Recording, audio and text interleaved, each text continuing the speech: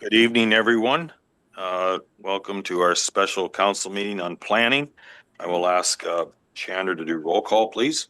Okay, Mayor Klopp, Present. Deputy Mayor Becker, Present. Councillor Groot, Present. Councillor Harris, Present. Councillor Hessel, Present. Councillor Lamport, Present. Councillor Sangster, Present. Councillor Walden, Present. and Councillor Whetstone. Present. Okay, we have quorum. Disclosure of pecuniary interest for this meeting, if any. Deputy Mayor. Yes, Mr. Mayor, thank you. I have a pecuniary interest in one of the items that pertains to property I'm part owner of. Okay, and when we get to that point, you will, if we get to that point tonight, okay. And I also will have one if we get there, and that's with concerning concession 10, part lot 21, which is owned by Cedar Villa Farms, and I have a direct pecuniary interest as part owner. And when that comes up in the planning discussion, and there's a number of properties. There's one near it, but if it starts talking about that property, I will at that time declare conflict to council, and I will then move it to the deputy mayor to be chair. Okay. All right. I'm going to move that I need a mover and a seconder or no, we don't need a mover and a seconder today for this meeting. We just assumed it's going to happen. All right. Okay, now where's that sheet of paper you had for me? Thank you very much.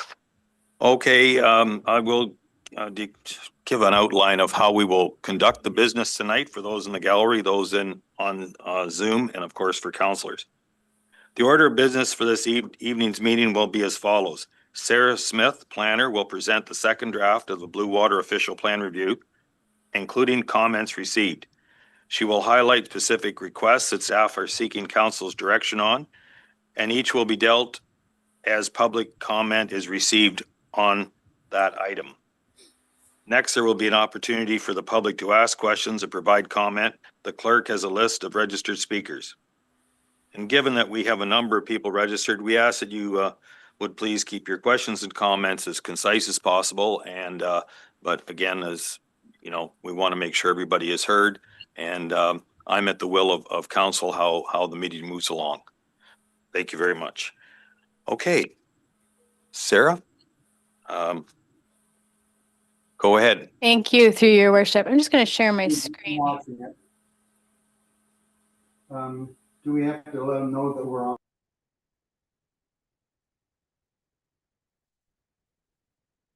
Hi there, Mr. Oliver. I just wanted to let you know that we've muted you, but we can hear you, so that's good. You have audio.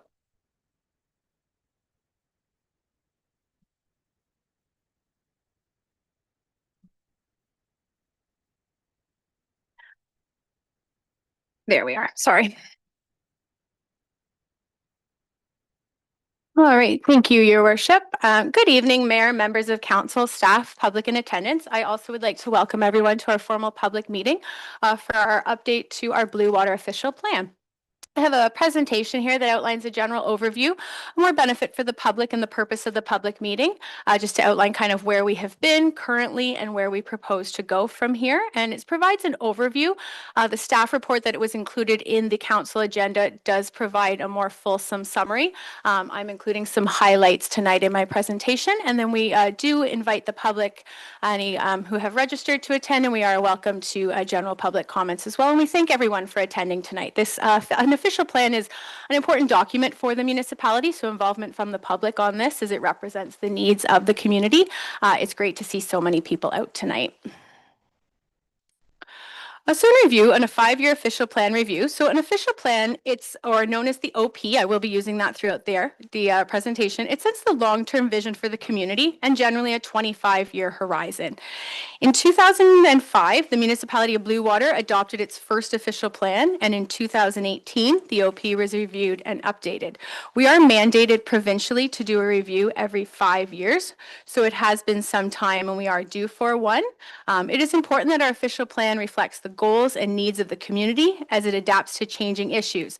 This review is an opportunity to reflect changing conditions, including demographic shifts, climate change, other matters, and an overall review of the official plan, policy framework, and mapping, but importantly to make sure that it represents the needs of the community.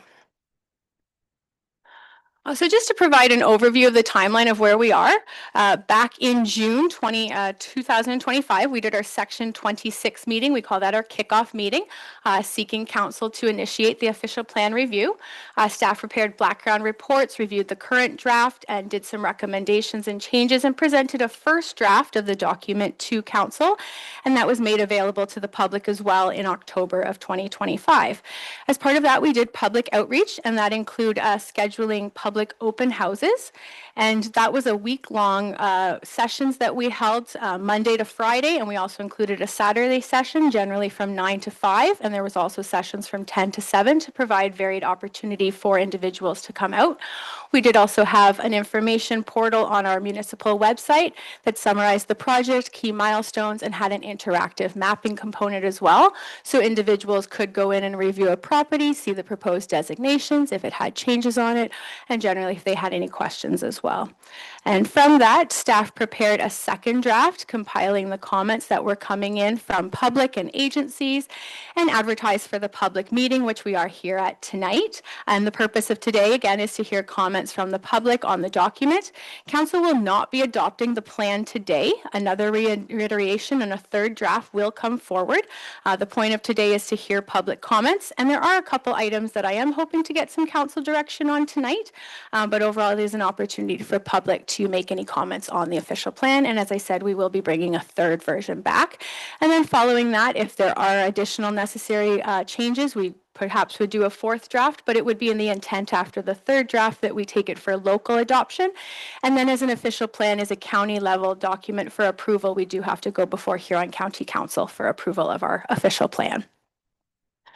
In regards in summary to consultation, the first draft of the official plan, as noted, was released in October. We had advertised that through postcards mailed out to individuals. Over 5,000 postcards were sent out. We had social media engagement. The average or the highest post was 5,841 views. We had postings on our municipal website, a tax insert we included with the municipal newsletter, and noted that online mapping viewer as well. It had 911 views as of February 2026. So that's great response on that. The week-long open houses also, we had 50 members in attendance with the varied dates and availability for location, which offered some flexibility for attendance. From that, we had a lot of property-specific discussions and requests that came in. Those were provided in a summary to council on January 12th as an information report, or kind of what we heard from the public open houses. As well, agency comments and suggestions were provided on the draft, which was compiled for this draft that is before council tonight. Just to provide a visual here, this shows on the top left and bottom left the two open houses, the top in Zurich and the bottom in Hensel. And that's an image of the back of the postcard that was sent out. And a lot of people we had coming to the public open house came with the postcard and said, I've got this in the mail. I'm more interested about what is happening here. So we had some great response from the public. To provide a high-level overview, generally what we heard was the protection and importance of agriculture. Huron County and Blue Water specifically, it's a prime resource for us, is protection of our agricultural area, looking to urban villages and allowing for a mixed use of development. A lot of these do play more in the zoning bylaw, which is under the official plan, and that's the actual teeth of the ground of the uses permitted on a property. Servicing and infrastructure came up, including facilities, water, sewer. Comments on that were shared with the appropriate department. A lot of comments on as of right zoning, or thankful that provisions have been in place that now increase uses on properties where maybe before for an R1 or low density residential zone, someone had to get a zone change application to permit certain uses, where now perhaps a triplex is permitted as of right in an R1 zone. So it's opening up some of those designations. There were comments on changes to public participation in the planning process, and specifically the lack or loss of appeal rights and changes provincially. And then comments on short-term rentals and municipal concerns, and those were shared with the appropriate municipal departments, but don't specifically have relation to the official plan context. So as noted, this is the review. It is ensuring conformity with our official plan for the 5-year timeline. And I will say on this review, the key message is conformity and a high-level consistency with the county official plan and the provincial planning statement that was released in 2024. And more a lot of the changes that we've seen provincially, just to make sure that our local official plan is also in keeping in conformity with that. We have not done a lot of proposals to settlement areas. There's not a large or extensive changes to policy policies. It's really a lot of it is conformity to make sure that our plan is up to date and meets provincial legislation and county legislation. There were a number of background reports that went into the draft documents, including our housing and projections, natural environment update, unemployment land strategy, and ABCA shoreline mapping, which all helped contribute to the draft document. As part of the review, we also look to update mapping. Land use schedules, we have 14 of them proposed in the plan and 13 appendices or supporting documentation. And through the official plan, we're looking to modernize these to make sure that they are enhanced user friendliness and accessibility, simplifying the designations where possible, reflecting accurate delineation of natural environment and agricultural areas, and making sure that they're, adaptable and changing in the mapping world and technology that we have today, and specifically the data resources we have of more up-to-date aerial photography. Through public consultation, as noted, we've had a lot of comments come in, and specifically on the second draft, there were limited formal comments. A lot of them built off of the existing comments we received from the open houses. We did have a couple new additional ones that have come in. A lot of social media posts went out, a tax insert, and an e-newsletter on the website advertising and notifying of this open house. And again, property-specific discussions. And there are a couple outstanding items from the first review that I did outline in my report and that I do have further slides for tonight. Hopefully getting some council direction on those. And a lot of the comments that were received were detailed in Appendix 2 of the report and Appendix 1 of the report with the request that was done, and then some planning comments and further action if necessary. We did receive a number of comments on the second draft and building on the first draft from agencies. AuSable Bayfield Conservation Authority looked to natural environment and natural hazards and setbacks, and clarification on references to the two-zone approach, and more clarification on items that they no longer have jurisdiction over because of recent changes in their legislation as well. Here on Perth Public Health, proposed some language to expand on policies or goals throughout with healthy social function, adding definitions or reference to active transportation, affordable housing and recreation. That's including like bicycle paths and bicycle parking spaces, sidewalks, and just overall usability, making sure that our public spaces and private spaces, are usable by all residents and create a welcoming environment for all. Three Fires, Kettle and Stony Point requested for inclusion of First Nations language and their reference and rights and responsibilities as an original steward of the land and the water. And Lake Huron and Elgin area primary water supply system noted that policies should ensure importance of source water protection, and did note that those were appropriately addressed in the draft document. Some comments as noted from the public. Those were received through the open house via phone or email. We had some walk-ins as well, and continued discussion with those individuals, a lot of focused discussions with landowners where we can have responses or changes in the draft, and some noted no change was necessary. Some were resulting more to the zoning bylaw level, and there were a couple items as noted that we are seeking for inclusion or for council consent or council action on tonight. As noted in the draft, in the report, if something was done in the first draft, it was provided there and also italicized if it was part of the second draft for comments. So a couple site-specific ones just for council information, and I propose to kind of finish my presentation. We would allow the public to speak, and then perhaps council could come back to these items and then make any decisions tonight if they do wish to do that. So the first one pertains to concession 6, lot 11, lot 12 on Par Line. This one comes in line with a request that was done in a previous zoning application approved by council in 2022 for lands changing in the natural environment area. So on the left is the current official plan, and you'll see the majority of the lands are designated natural environment, and then there's a little blip in the southwest there that would be designated agriculture.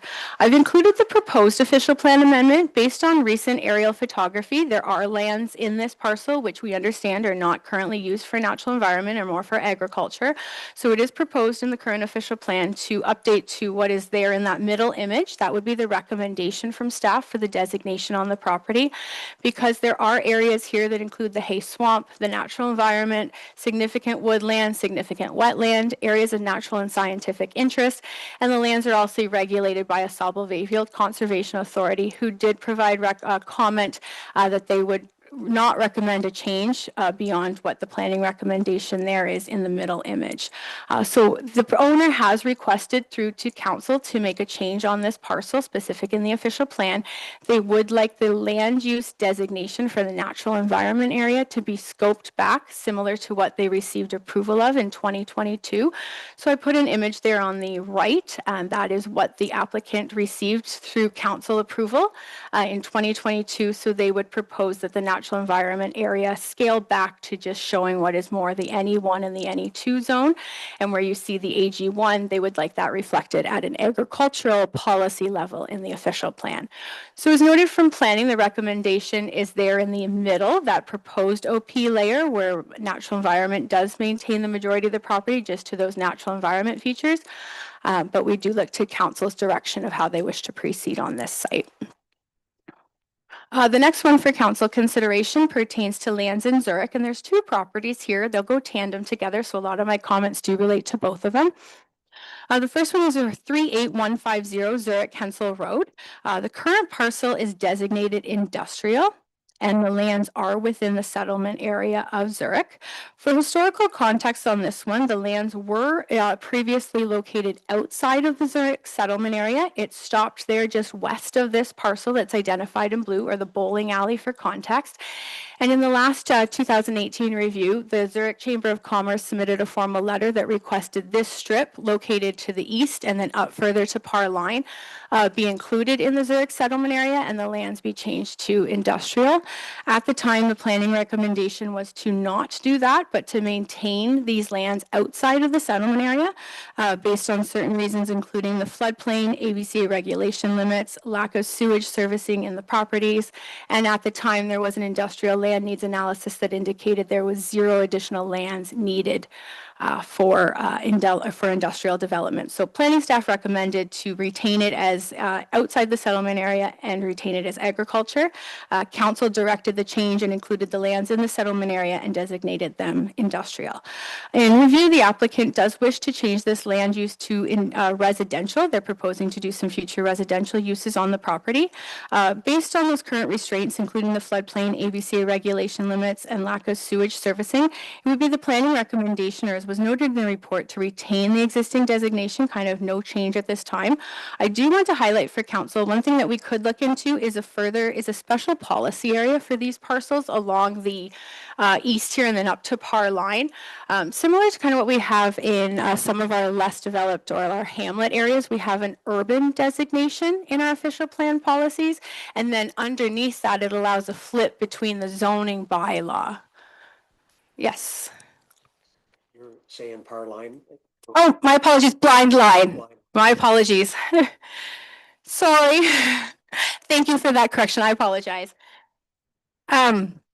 So we could implement a special policy, and it would be proposed, if council is agreeable to this, that staff would look to develop language for the third draft to bring back more of a special policy area, as I say, for this one, which we could look to potential uses here. Perhaps it's allowing a range of commercial or industrial, and then the zoning layer would be more the implementing tool for that. So if staff is amendable to that, I'm happy to bring back some language in a third and final draft, or if council wants to make some recommendations or changes, perhaps more of what the applicant is wishing for, that can be discussed tonight as well. And similar on this one, which would be the lands adjacent to that, concession 10, Partlet 21, also currently designated industrial. Request to go for residential for that one. So at this time, planning would be recommending that council consider a special policy area for this whole strip of development, east on Zurich Main and then up to Blind Line. And then the final one for council consideration is Phillip Street East in Dashwood, Plan 527, Block A. The lands are shown there in the aerial imaging. They are designated urban in Dashwood, and the applicant requests the lands to be designated agriculture and removed from the settlement area. So just will note for council that historically these lands have been included in the settlement area. This dates back to the Hay secondary plan, and then every subsequent official plan past that. So it has historically been in the settlement settlement area and been zoned for commercial use. The relation for this one specifically, the inquiries that have come in, is for a personal storage building on the property.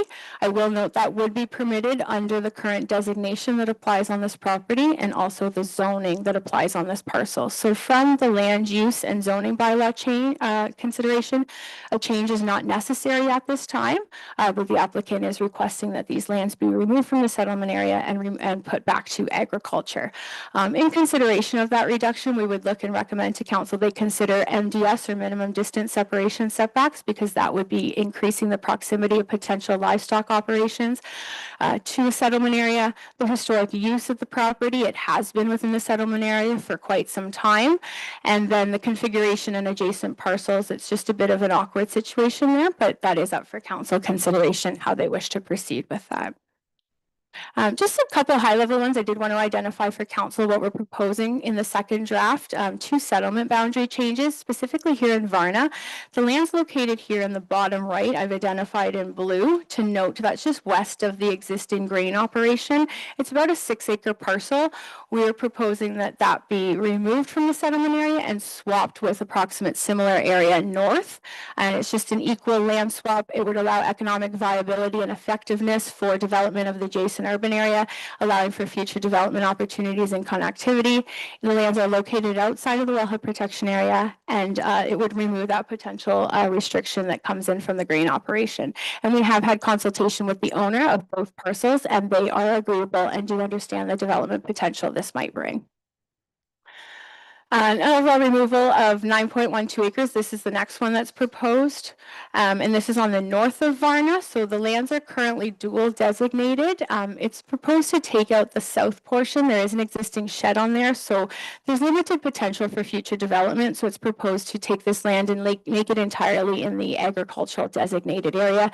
It is a landlocked parcel as noted with the shed. It has a zone or wellhead protection area and a constrained drain E. So this is the recommendation from the planning department. Just to review the summary and policy changes in the first draft, and I'll try to go high level over these looking at the timing here. We did include a land acknowledgement in conformity with the PPS for the introduction, basic principles addressing impacts of the climate change and adaptations to reflect changes throughout the document, agriculture, policy for an agricultural systems approach, consolidation of sections to align with the provincial planning statement, energy projects in line with provincial direction, clarification on policy for additional accessory residential units through a mineral aggregate section and incorporation of county aggregate strategy and clarification for aggregate impact assessments in line with provincial regulations. The natural environment zone, we changed and updated the setbacks, used to be 50 meters and 120 meters to adjacent features. We're updating this to 30 meters to align with provincial legislation. No significant changes in the recreational section. We are adding additional definition for active transportation and recreation defined broadening zones. And in settlement areas, updating language for additional residential units, removal of urban design features because we can no longer do that under the Planning Act, and overall community-wide policies, adding climate change, removal of community design, and broadening definitions for complete communities. And in the implementation section, adding policies for noise and vibration, municipal maintenance drains, clarification for lot creation for renewable energy, clarification of lot creation on private services to conform with provincial nitrate guidelines. So again, a lot of requirements that come provincially, and we're making sure that our policies align with those. So at this time, it's recommended that council receive the comments from the public obtained through the meeting, direct staff hopefully on those 4 outstanding items, and then as well direct staff to bring back a final version of the revised official plan for consideration at an upcoming meeting. So that's the end of my formal presentation. I believe we can open the floor to public comments at this time. Okay, thank you very much. Just to be clear, we're going to do the comments of the public, then we'll go on the subjects. Okay, thank you. I'll look to the chair. She has maybe an order. Chair. Or no, not to the clerk.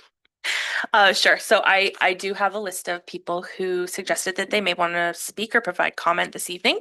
And the first one I believe is in person, and it's Sarah Merkel from HPPH.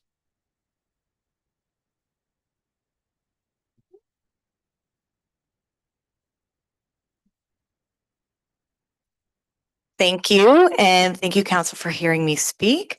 My name is Sarah Merkel. I am a health promoter representing here in Perth Public Health. I hold the Built Environment Portfolio and the Municipal Liaison Program. A bit background on me is that I grew up on a farm in outside of Stratford in Perth South, and I now live in Stratford with my husband and my 4 young children.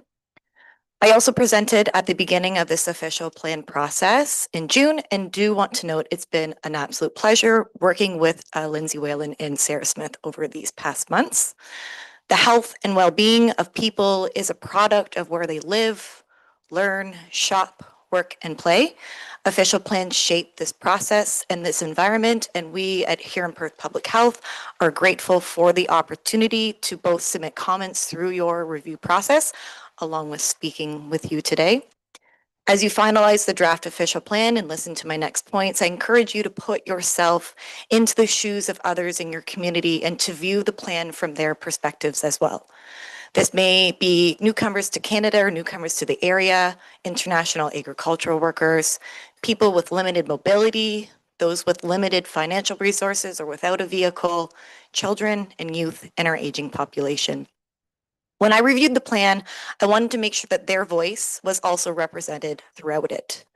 HPPH appreciates the addition of the land acknowledgement and the language around early and meaningful consultation with Indigenous nations. As I reviewed the official plan, there are 5 themes that I looked at, and I want to take the opportunity to share why they are important from a public health perspective. Theme 1 is growth management and land use policies. As public health, we encourage creating complete neighborhoods and communities through mixed land use, intensification, infill development, and ensuring connectivity within neighborhoods and between where people live, learn, shop, work, and play by creating safe, inviting spaces to walk or wheel, such as bike-friendly, accessible for wheelchairs and strollers. It is so important to balance development with protecting prime agricultural land. Theme 2 is social connection and well-being. A socially connected community is a place where everyone feels like they belong. A socially connected community requires spaces and events for people to gather, create new friendships, and contribute to community through volunteering. The role of well-designed physical spaces, whether built or natural, is helpful in encouraging people to gather, interact, and form meaningful relationships. Theme 3 is environment, green space, and UV exposure. It's so important to protect and conserve the natural environment to ensure residents can breathe clean air, drink safe water, and have access to nature and green space, and to help mitigate extreme weather events and climate change. There is strong evidence that being in nature positively impacts stress levels, chronic disease risk, depression, and anxiety. Another consideration is that shade, either natural or built, can be an effective way of reducing UV exposure and its associated health risks, and should be an essential element when planning for and developing facilities, parks, and public spaces. Theme 4 is housing. Prioritizing affordable and attainable housing options through diverse housing forms, such as supporting triplexes and fourplexes, building up, expanding co-op housing, exploring opportunities to partner with United Housing, can lead to increased access to affordable and attainable housing, general health, mental health, and quality of life. Something else to consider. If we want young adults who are just starting out to move back into our rural communities to work, they require a smaller place to live with affordable rent. Theme 5, transportation and connectivity. As the BC Centre for Disease Control notes, the design of our transportation networks shapes our everyday choices. For urban settlement areas in particular, when walking, wheeling, and cycling are convenient and safe, more people use them. That shift supports better physical and mental health, improves mobility for residents of all ages and abilities, and strengthens social connection. So in conclusion, what does it come down to? Creating complete, walkable, bikeable, and accessible communities that are connected, having bike parking available in commercial areas and housing developments, installing multi-use trails or pathways, planting more trees, creating microforests in urban settlement areas, allows space for community gardens, and finally support social connection through benches, outdoor pavilions with picnic tables. I understand all these things cost money, time, and resources, but they don't have to be completed overnight. Rather planned for over the long term, invested in over time by the community, like you are doing with your official plan. I'm going to leave you with this quote I love from Plan H from BC Healthy Communities. Local government leaders are the most important decision makers when it comes to the physical design of communities. The decisions you make today about planning and land use will impact the health of current residents and future generations. Thank you. Thank you very much. I don't think we have any comments at this time from council. We'll keep moving along. Okay, next I have Isaac Olivers, who I believe is attending virtually.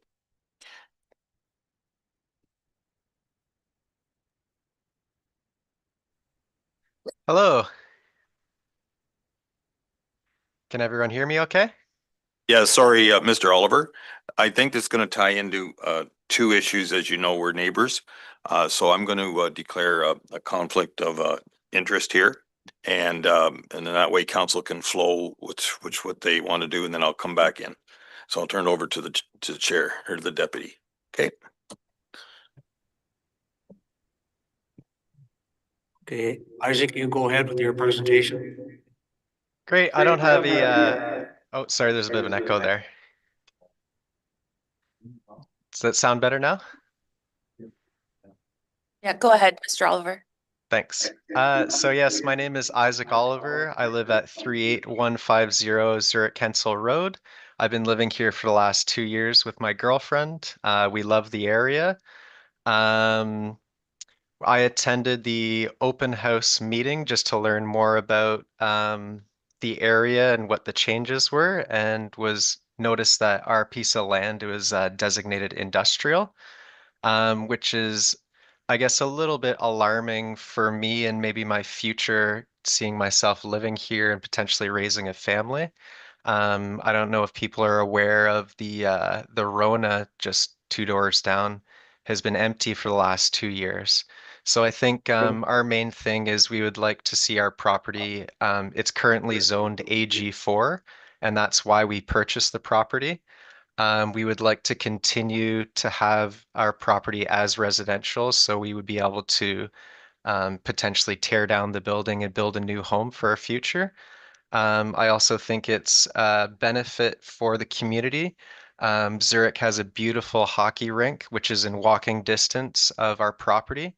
And I just don't see how why Zurich would want to have industrial buildings on their main strip entering into town. So I think that's everything I have to say. My dad is also in the conversation here. He may have a little bit more things to elaborate. But I think I'm not just speaking about my property. I noticed that when our section was brought up, it was just a square of our property. But I think I don't, well, I think I'm not 100%, but I don't think that my other neighbors are aware that their property is designated industrial. And I haven't actually walked over to speak to them, but I would like to, and I think that they would also be interested for their properties to remain residential and not be designated industrial. So that's one thing I wanted to say. But I think that's everything I have to cover over a quick, yeah, a little synopsis of why I'm here. And yeah, if my dad has anything else to say, I think he's in the chat now as well. Okay, if he's there, is he registered? Or if You know just state your name, that's. It doesn't look like Dennis is in the chat anymore, sorry.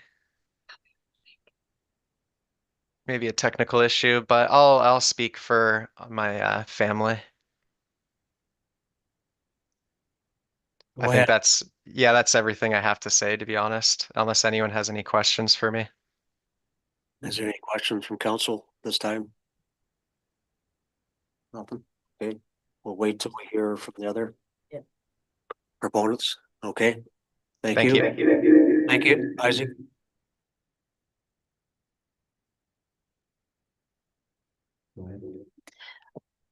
Okay, is there a Frank and Elizabeth Ehrig in attendance? If you had any comments or questions, you could. Nope.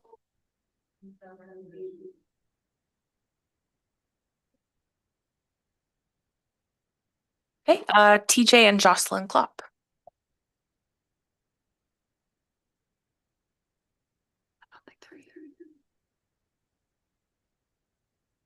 Okay, Mike and Carolyn Regier.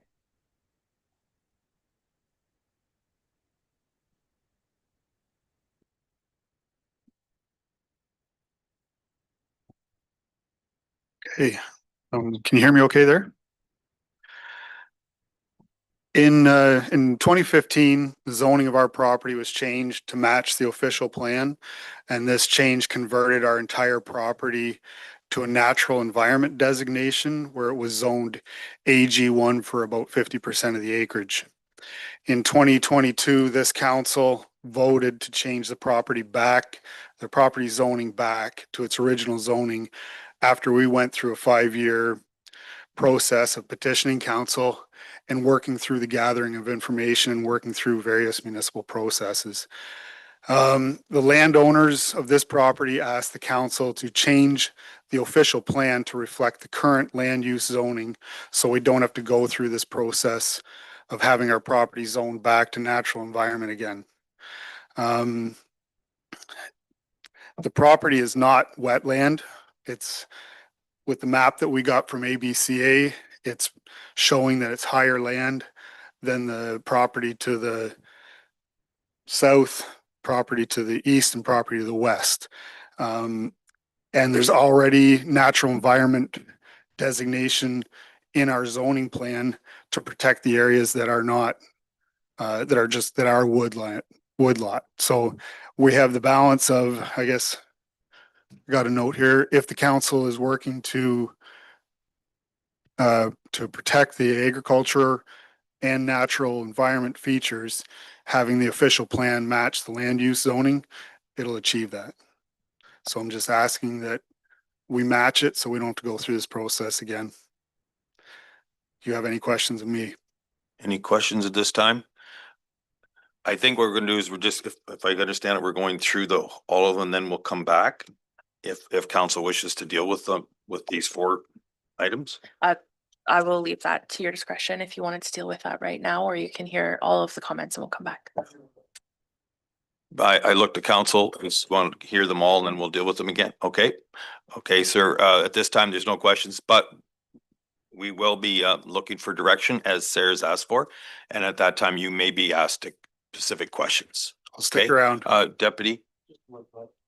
Mike, before you go away, what is the acres of workable land in the bush I compared? don't have that down. It's a 200-acre parcel in total, and I would say approximately 90 is farmland, maybe closer to 100. But then the rest of the designation is natural environment. So we've got about a 50-50 mix there. Okay, thank you. Keep that note for our pockets for when we come back. Okay, look, where are we now? Okay, Cam Steckley.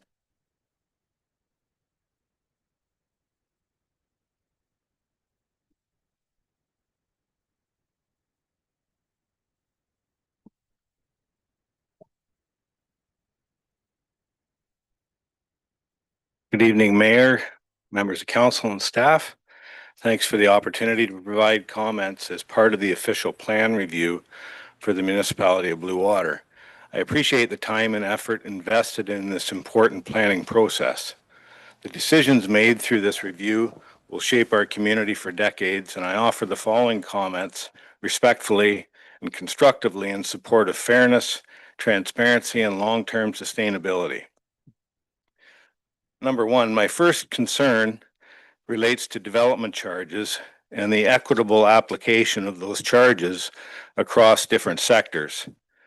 Agriculture is an essential part of our local economy and identity. I fully support its continued strength and success within our municipality. My intention is not at all to criticize the agricultural sector, but rather to encourage fairness and shared responsibility as we plan for future growth. Currently, development charges are applied unevenly between commercial, residential, and agricultural development. large-scale agricultural buildings, including major barns, grain facilities, and processing structures, are exempt from development charges, despite placing significant demands on municipal infrastructure. These operations rely on municipal roads, bridges, emergency services, and fire protection systems in the same way other large developments do. In many cases, heavy agricultural traffic places substantial strain on rural road networks. Commercial developments in rural areas are typically required to provide on-site water storage for fire protection. Agricultural developments of comparable size and risk are not subject to the same requirement. When a fire occurs at an industrial scale agricultural facility, multiple fire departments may be required to respond due to limited on-site water supply. These services are funded through taxation, yet only certain sectors contribute through development charges.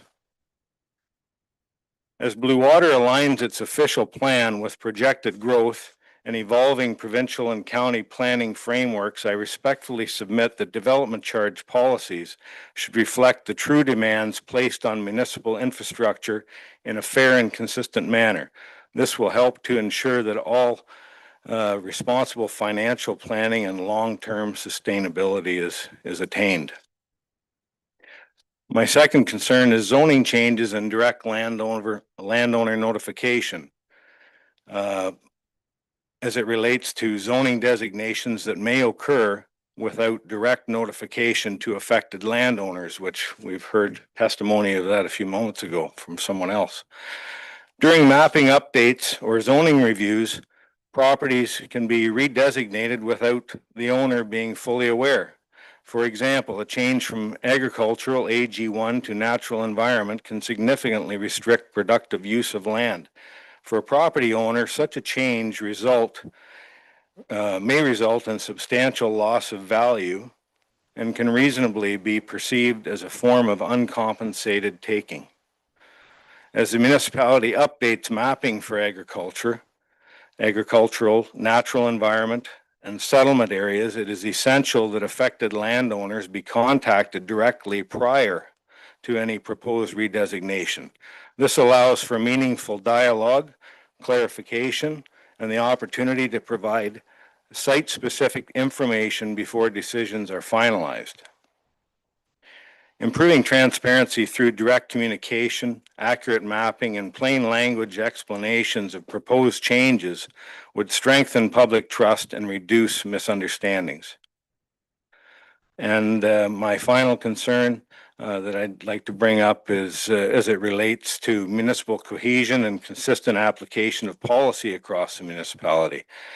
Since amalgamation in 2001, there remains a perception that different areas of Blue Water may experience varying interpretations or applications of policy. This can lead to confusion and a sense of unequal treatment among residents.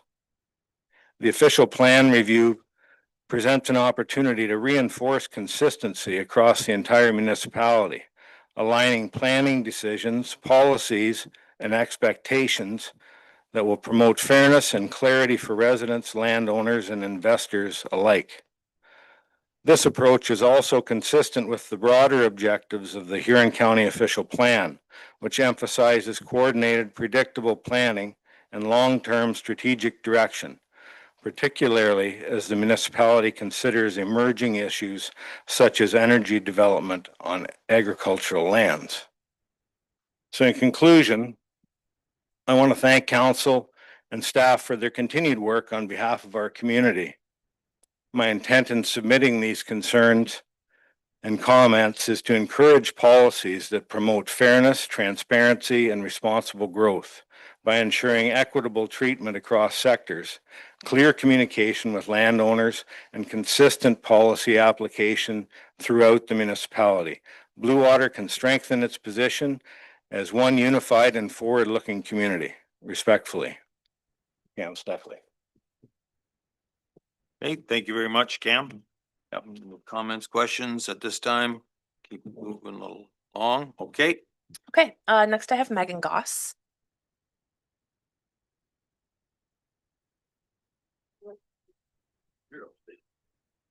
I gotta stand, so do you. Good evening. Hopefully you guys can hear me. Thank you so much for your time today and for hearing our comments. So Sarah kindly presented some of the comments earlier in the meeting with regards to the property previously identified in Dashwood as Phillip Street, Plan 527 Block A. So of course, Sarah had mentioned that we were looking to remove this property from the settlement area as part of the official plan review and have it redesignated as agriculture. It was also identified in the comments from Huron County that we have a proposed use of creating a storage shed on that property in future for personal storage of equipment. So, and that is the intention. And of course, currently we are able to do that under the current zoning. However, what was not identified is we will have to build the building to commercial standard because it is a commercial property. And we're not able to rezone it because it is zoned in the settlement, or sorry, it's within the settlement area under the official plan. And building a building for this particular purpose to a commercial standard makes the cost fairly expensive to do. In the tens of thousands is what it's adding to the total cost of this building. Building a commercial building for the purposes of storage for agricultural purposes doesn't make a lot of sense. It means that we're having to put in things like an accessible washroom in a building to store tractors. It just doesn't make sense. It's adding a lot of additional funds to the cost of the project. Additionally, the property has been within the settlement area for quite some time. There's not any demand to use this property for future commercial use. The property is sandwiched in between residential backyards and about 50 feet from an active beef farm. So it doesn't make any sense to put a commercial built building within this area. At least it doesn't to us. So we appreciate the opportunity to make some commentary. We're going to stick around if you have any further questions. I understand that that's the process. So if anybody has anything further, they're happy to call on us later on. Thank you so much for your time. Okay, thank you. Yes, if there's a direction of council to have a discussion, you may be asked to come up.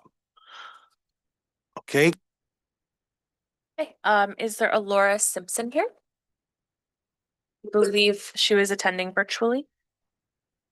Oh, hello. Yes. Hi, I'm a planner with Huron County, so I'm just here to take notes on behalf of Sarah Smith.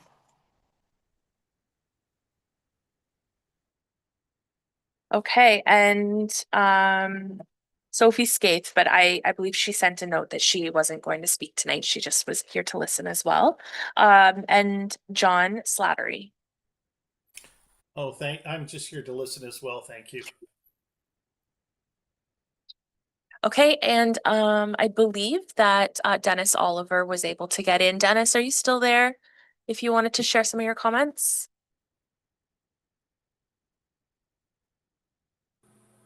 I think that we sent a pretty good letter to most of the counselors outlining our concern, and hopefully that's self-explanatory. Okay, thank you.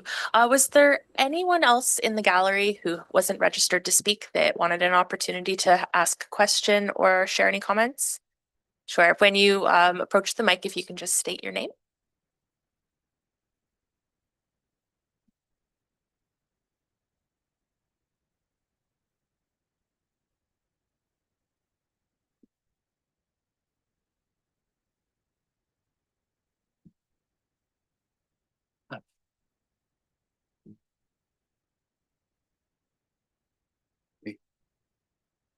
Thank you very much. My name is Michael Buckman. This is my wife, Teresa. I'm just wanted to speak in support of Mr. Oliver's request. We're his neighbors to the east on Zarakenza Road. And I only found out about the zoning change from residential to industrial at the open house.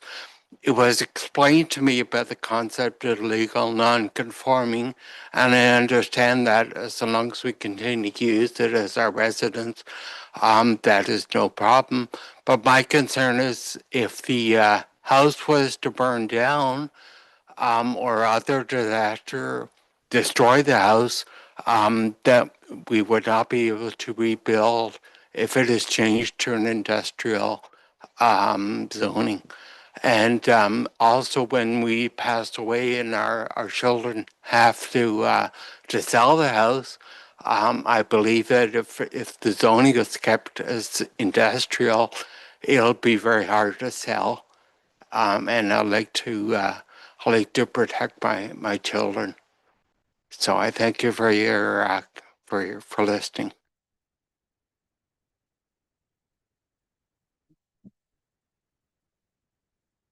Okay, thank you. Keep going. Okay, was there anybody else in attendance that wanted an opportunity to speak? Not seeing anybody. Okay, Counselor, there is a number of us had asked questions and Sarah answered a lot of them. But I'm looking, I think we do have people in the audience and we did touch, I believe, on 4 of the main ones that the planner was asking if we could give direction on. So I will indulge if it's okay, we do those now and then deal with the others that were written from us or other counselors. Is that okay? Counselor Hessel, look for your Yeah, direction. I want to speak and I guess make a motion towards our 2022 decision to make the AG one stay the same and keep the NE one. So that was Mr. Rieger, I believe Mike. Yeah. His property related to that. If we made a decision on it, I feel at this point, if they're still farming it, the use should stay the same. So I'd like to make that motion and get that done and out of the books right away. Well, So that way the planning department maintains what we originally decided, not what they would like to do. Okay, so we're dealing with Mr. Regier first. Yeah. Okay, you I think that's we're an gonna easy- deal with them as we go. I just think it's an easy one to get off the books. Well, they all could be easy. Yeah. Okay, so you're on Moving that. on that on Mr. Regier. We have a mover and a seconder. You have the seconder, Counselor. Pardon? Counselor Holden. Now the wording is just to be. I'm assuming you're agreeing Yeah. with the applicant. Yes, yeah, and we've made a decision in 2022 with regards to this property, and I think that should stand instead of the plan changing. That's correct, right, sir? Yeah. Yeah, we want to get it the right wording. That's all.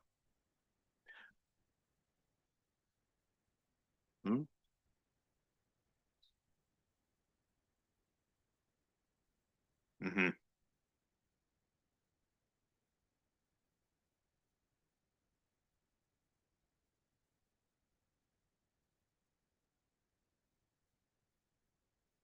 Okay, I do have some draft wording here. I'm just going to read it to make sure that I'm getting the right one.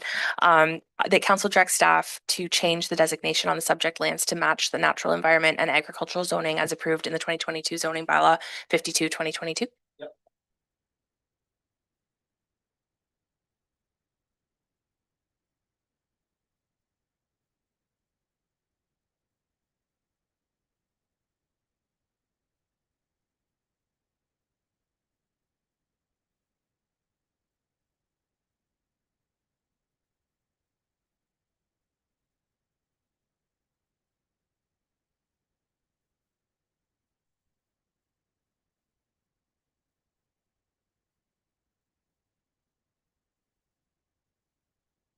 Apologize, I did not have my mic on for those outside. I'm sorry. I am going to declare a conflict here as it's a property that is affected by me. And the deputy now will take over and the process will carry on. Thank you, Mr. Mayor. Open to Counselor Sangster. Thank you. I made some notes on this. And what I heard was the Zurich Chamber suggested this change.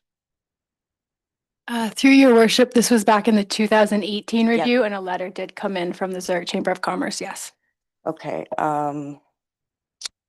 given the residents weren't informed, I'm honestly gonna make a motion. The area is not designated industrial and changed back to residential because the residents of the property weren't told. That's completely unfair to them and it needs to go back to being residential. So through your worship, for clarification, that was a letter in the 2018 official plan review, not this current one. When it was originally done in 2018, it was changed to industrial without the notification of the residents. Oh, Like yeah. Mr. Michael Buckman had said.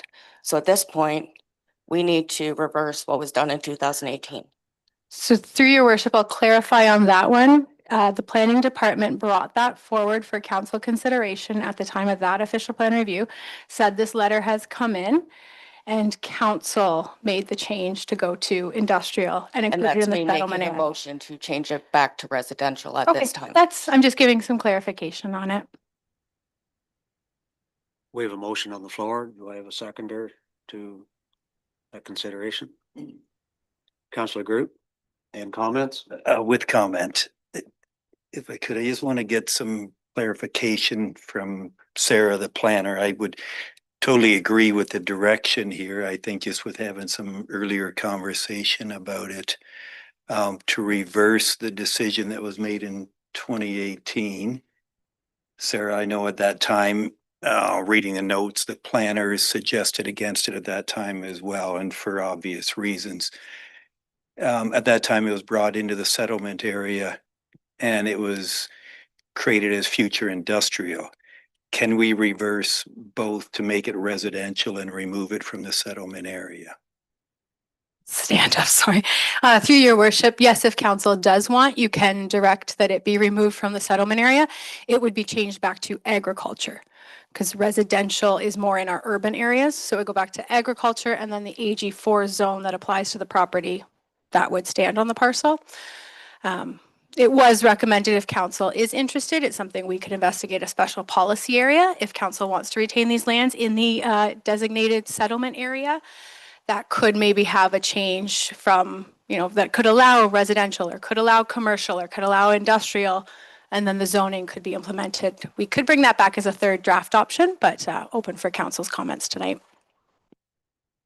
Councillor Sangster again.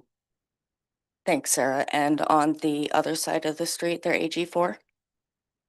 Through your worship, I believe they are, yes, AG4 on the south and not designated. Yeah, So they're so that would outside of be- the settlement area. So they would be consistent on either side of the street then, if they were taken out of the settlement area? Through your worship, yes, it would be in theory back to what the 2018 plan was. Back at the time, if it would be removed from the settlement area and designated agriculture. And that's something that should be discussed with the owners of those properties, because if they want to be in the settlement area and want to hook up to Zurich Water, they should have the option to do that and know the charge to do that. So that's in part something with the special policy area that could look at. We have something similar in Bayfield. There's some parcels that are in the settlement area but are on septic system.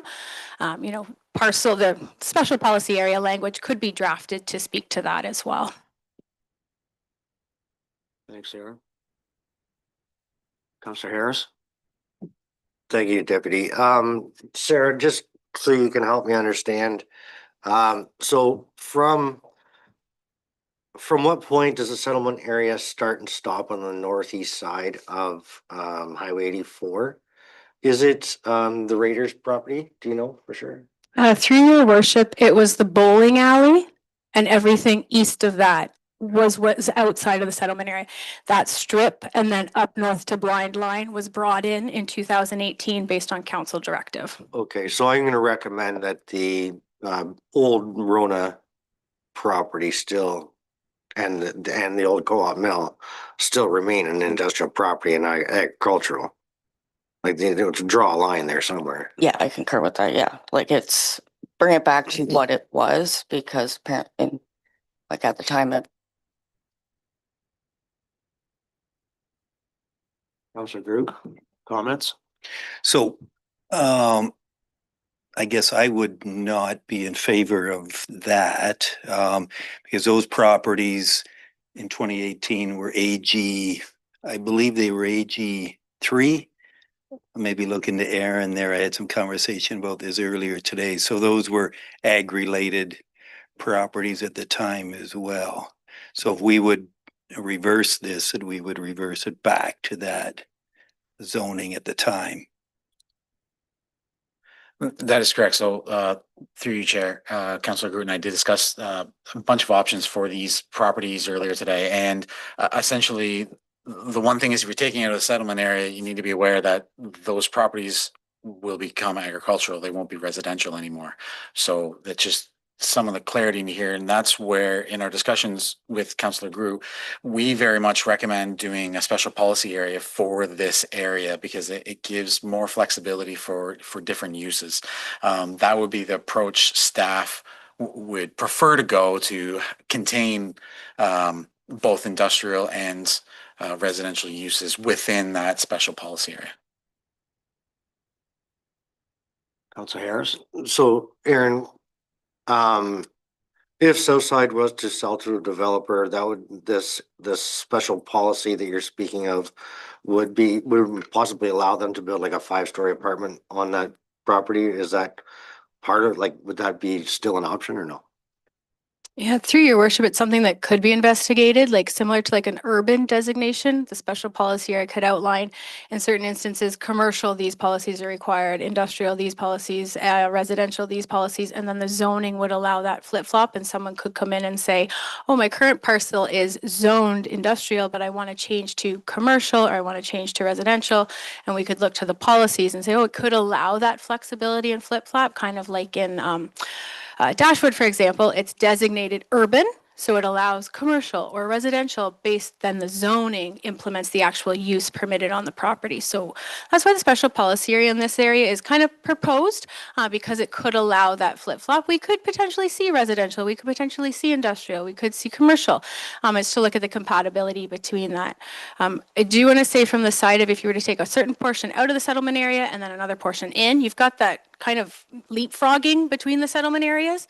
That's why perhaps a special policy area might achieve what the property owners are looking for, but also helps to guide potential proper planning in this area and then will be implemented specifically in the zoning level. So that's why we would recommend a site special policy area, and I said we can bring that language back for a third draft and council can have further review and discussion on that at that time.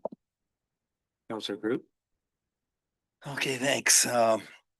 So a question for Sarah. So if this were to be AG4 and we continue down that path, what are the current residents allowed to do within a AG4 zoning? Yeah, so through your worship, so it's like specifically the Isaac Oliver property, AG4 permits a single residential use. It could rebuild that use. They could tear down, could build new. I do want to caution on this one and where information has provided to the applicant, their frontage from the road to the back of the dwelling does not meet the current bylaw provisions. So if they were to tear down entirely, they would have to meet the current provisions in the zoning bylaw. But if they wanted to enlarge or extend that existing building, they could add additions on, provided they went no closer to that setback. But they are permitted to have an AG4 with a residential use on that property.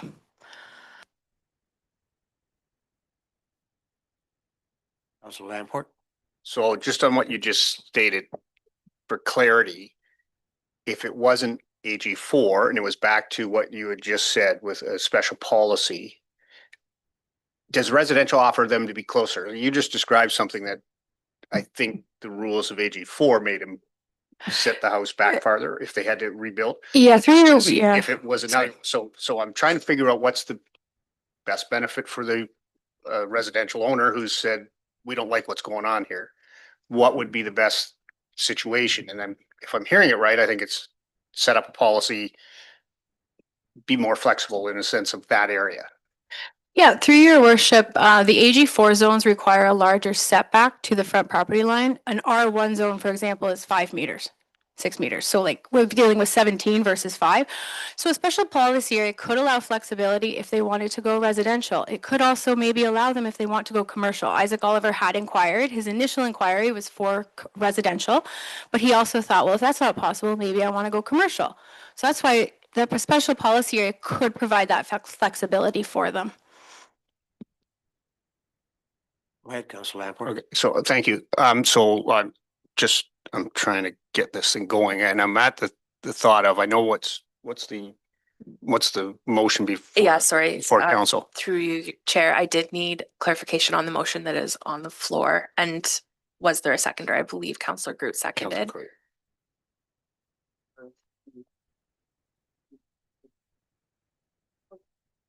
To reverse the 2018 decision to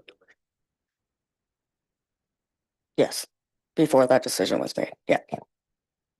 Okay, so with that, so I'm just gonna say, I'm probably not gonna support that motion, but I'm not sure whether you guys want to reconsider a motion that is more set up the way our planner has stated, with the flexibility and a special policy. Counselor Sangster. Thank you. Sarah, how does that change for the tax base between the different properties? And the different levels? And if it's taken out of the settlement area, is it going to be less or more? Through your worship, I can't answer taxes off the top of my head. I don't want to put Maggie on the spot. It's not my area of expertise.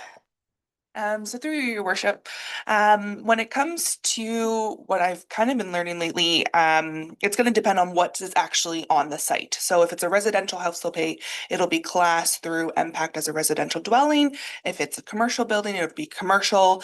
There is sometimes a disconnect between what we have in our zoning and planning versus how impact is going to assess a property. They have their own rules that they have to follow. So it's going to depend on like what the actual use is going to be. A residential is kind of taxed at a 1 ratio, whereas commercial and industrial is 1.1. So there's a bit more tax revenue from a commercial and industrial. Okay, thank you. And that special policy would allow that flip-flop for the tax base, right? Through your worship, it would be at the official plan level and then the zoning, kind of what the uses are permitted, and then taxes would be based on that, but that's kind of outside of the zoning and the official plan. Counselor Group. Okay, thanks. So it sounds like reading the letters from the people who have spoke to these properties and hearing the people here, it sounds like they potentially want the option to do different things. It sounds that way. So I wonder if we would consider, I wasn't the mover, I wonder if we would consider a special, that special zoning permit, the special policy zone. I would be okay with that friendly amendment as it's more beneficial to them. Sorry, if I could make a suggestion, if you wanted to withdraw. I'll withdraw. Make it easier on you. You agree, Counselor Group? Okay, thanks. I'd like to make a motion that we would turn that section there east of the bowling alley. We would turn that into a special policy area zoning for consideration to come back.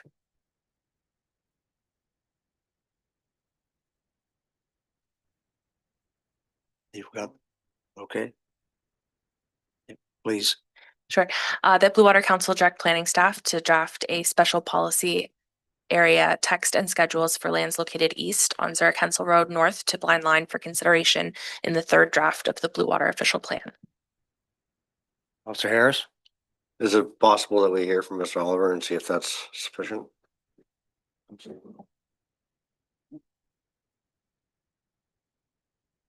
Mr. Oliver, were you still in attendance? Yes, I'm here still. And I just want to say one thing. I didn't realize my other neighbor was attending, and I just want to thank him for physically showing up to the meeting and sharing the same concerns that my family has as well. So I think I would also like to hear from him as well, because obviously a big thing for him is the resale of the property. So as long as our property remains residential, I think that's our main goal. One thing I did mention to Sarah was if the council wasn't willing to do residential at all, we would maybe be willing to compromise for a commercial residential, not strictly commercial, but it seems kind of popular. You see in Grand Bend down the main strip where they have, you know, businesses on the 1st floor and residential above. So we were just throwing that as a compromise if we weren't able to get residential. I don't know the differences if we're outside of the settlement area compared to if we're in the settlement area. If we were to remain AG4 or if we were to be residential, but I think our main goal is to continue as residential. So if we are able to stay in the settlement zone, and in the future, we would maybe be able to get hooked up to the septic system. That sounds amazing to me, so I would be very pleased with that. But I don't want to make the decision for the entire strip of my neighbors. So I'd also like to hear from the other neighbor who's present there at the meeting. Sarah, you have comment? Yeah, I'll just quickly make a comment and then we can pull it just from the comments of the quest for like if agriculture versus in the settlement area would provide the flexibility. I would say retaining them in the settlement area with that special policy area would probably allow that greater flexibility. If they were to go back to agriculture, they would be allowed an AG4 use. You could maybe perhaps change to an agricultural commercial use, but that's, you know, like a grain bin operation or something. So if they're looking for that range of commercial uses, keeping them in the settlement area would probably be more advantageous to them. Thank you.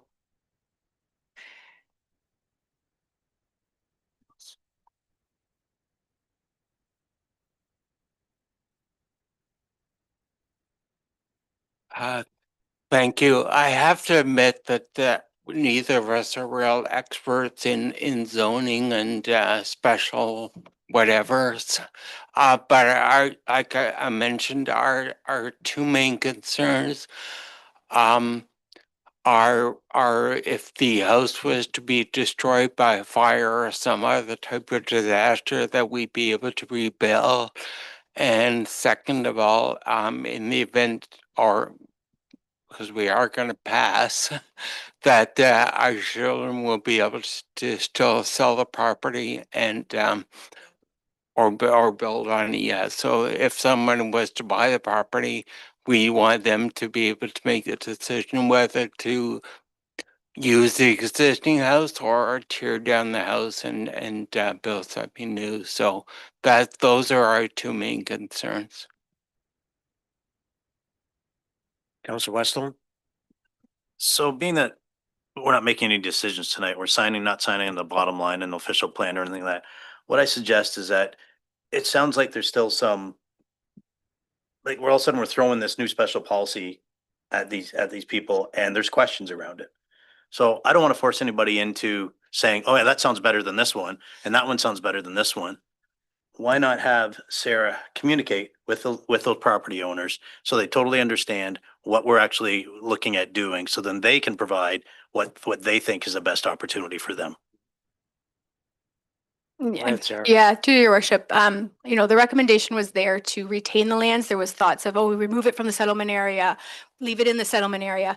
That's why I'm saying perhaps this is a better option. Let's review, maybe a special policy area is appropriate. I'm happy to have further discussions with the applicants, draft something, bring that back to council. I wouldn't want you to make a decision tonight to remove it from the settlement area. And then all of a sudden it's like, oh, they actually want to do this. So what I'm trying to say is, yes, we would be happy to have further discussions. And if that's bringing back a policy area, or if they go, no, we want to be removed from the settlement area, we can bring that back to council for consideration.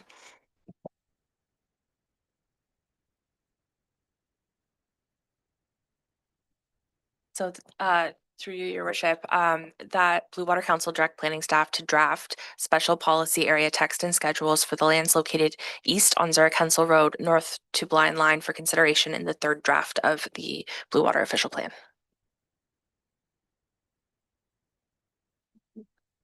Okay. Any other comments from council? Okay, we'll call the question. All in favor of the motion on the floor? Thank you. Carried. Yeah.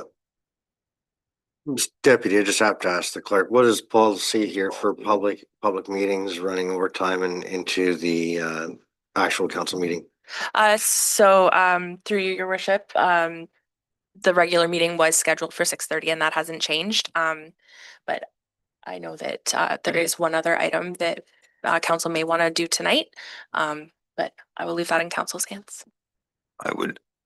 The people are here. Can we keep moving here? I'm just on these four, and then we may have to do more further. Or one more? Okay. Okay. Then we'll deal with that, which is what is on the agenda then. Phillip Street. Okay. Sarah, do you have any opening comments or okay. Are we ready? Yeah, to council has discussion? Councillor Groot.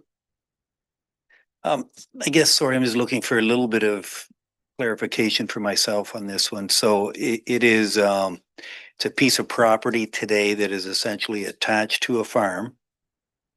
And we want to build their equipment storage building on, and because it was brought into the settlement area, it has to be built to commercial standards versus just an equipment storage shed.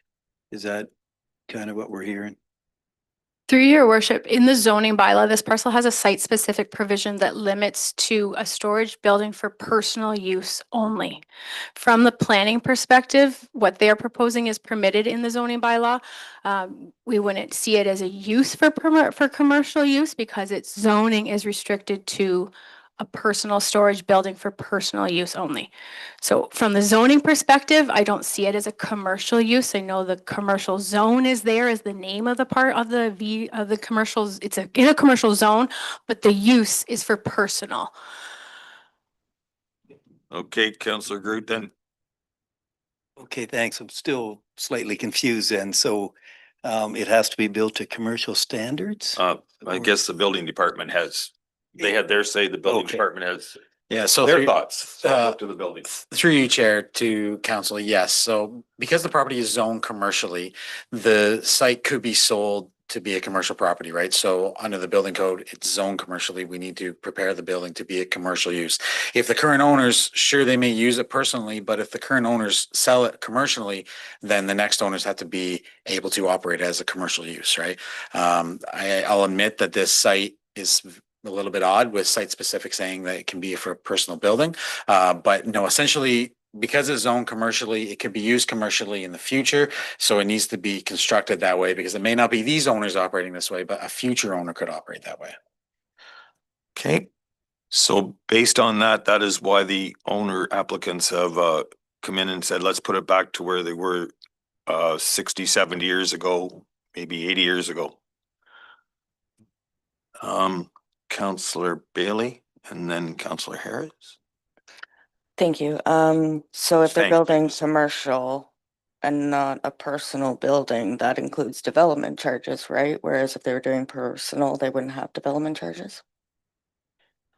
In this case, I would say the personal would be agricultural. So yes, because it is commercial, there is development charges that come into play. Thank you. Is there any other question this time? Councillor? Thank you, Mr. Mayor. So, Sarah, the property's been there for quite some time. Would you say that it is considered in the settlement or urban area because it was settled around?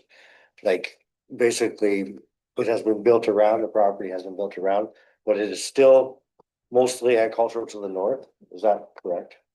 So through your worship, this is an original plan, like in a plan of subdivision when the village of Dashwood was created.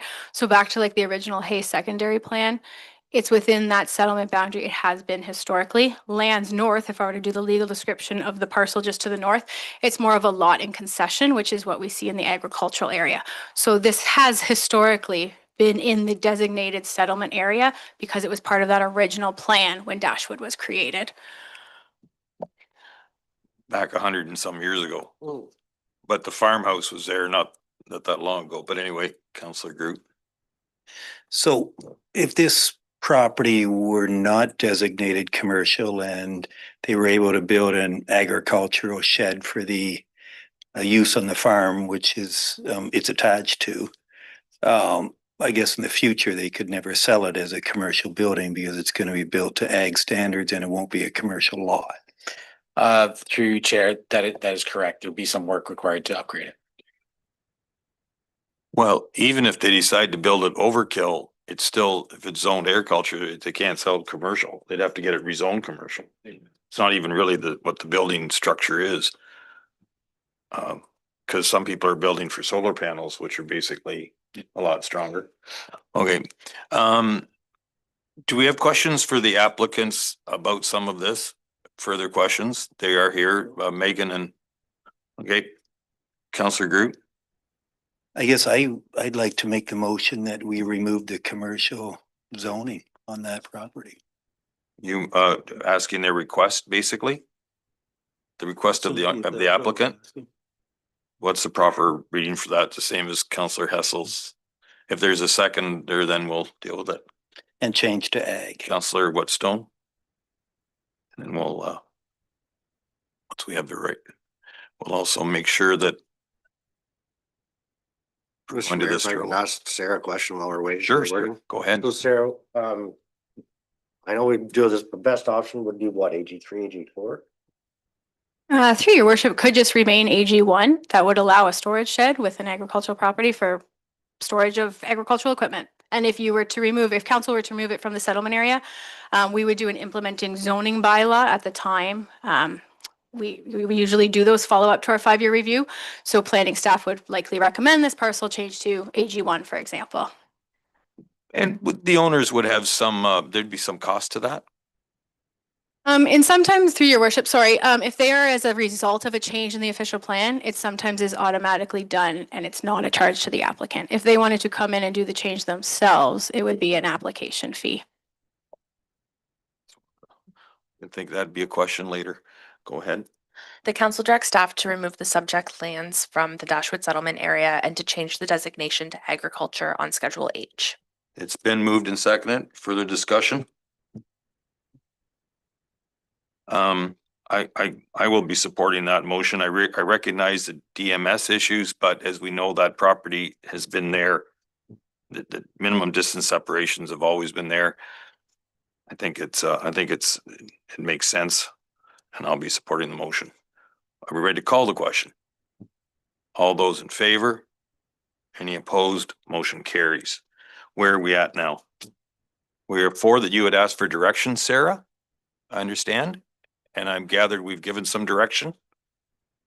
Yeah. Through your worship, I guess the only one is asking just to formally direct staff to bring back a third and final version. Well, there is a bunch of questions that some of us have asked, and but in the essence of time tonight, because I think council wants to deal with council at around 6:30ish. Is that where I'm at? I said 6:30ish. So Sarah, you did a lot of work on answering questions, but I'm just kind of wondering, just on process, because you go to trouble to write up another report, and if there's some things that councillors want to talk about, I guess we'll do them there. So through your worship, Time? the other option is if council is interested, we could arrange like a special council workshop that we can go through and kind of discuss. Or if council just wants planning, can prepare a third draft and we can have discussion at that time. It wouldn't be a formal public meeting or anything. It would just allow discussion at that meeting. Okay. Yep. Yes, we do have council on the 16th. Is there a chance to maybe have a half an hour as part of planning? I'm just looking at as a thought. They starting or early on? Okay. I'm not gonna be here. You guys do what you want. All right, council, any direction at this time? Counselor, go ahead. Yeah, I'll just make the direction that staff bring back a report with the amendments that we've requested and any suggestions. Okay. All right. There's some leaving. I guess they're reasonably happy. Need a seconder. Seconded. Yeah, with the changes and yeah, for our review. For our review, yes. Counselor Hessel, because at that one, if we're not satisfied, we'll have discussion and some things might still get tweaked. As you pointed out, it's never over till council says it's over. Yeah, as through your worship, I can bring back a third draft, kind of summarizing these changes. And if a fourth draft is warranted, we can do that. Yep. We can have the Okay. discussion at that next As meeting. long as you did a lot of work and answered these questions. Okay, we do have a motion. We clear on the direction on that motion, council. Okay, all those in favor? Any opposed? Motion carries. And I need a motion for a confirmatory bylaw for this special council meeting, which is bylaw 14-2026. Councillor Walden, Councillor Hessel seconds. All in favor? Any opposed? Motion carries. Okay, we are now going to. Oh, thank you, sir. We need a motion to adjourn. Seconder, Councillor Harris. All those in favor? Any opposed? Motion carries. Yes, we sit there and have that open. Okay, we're going.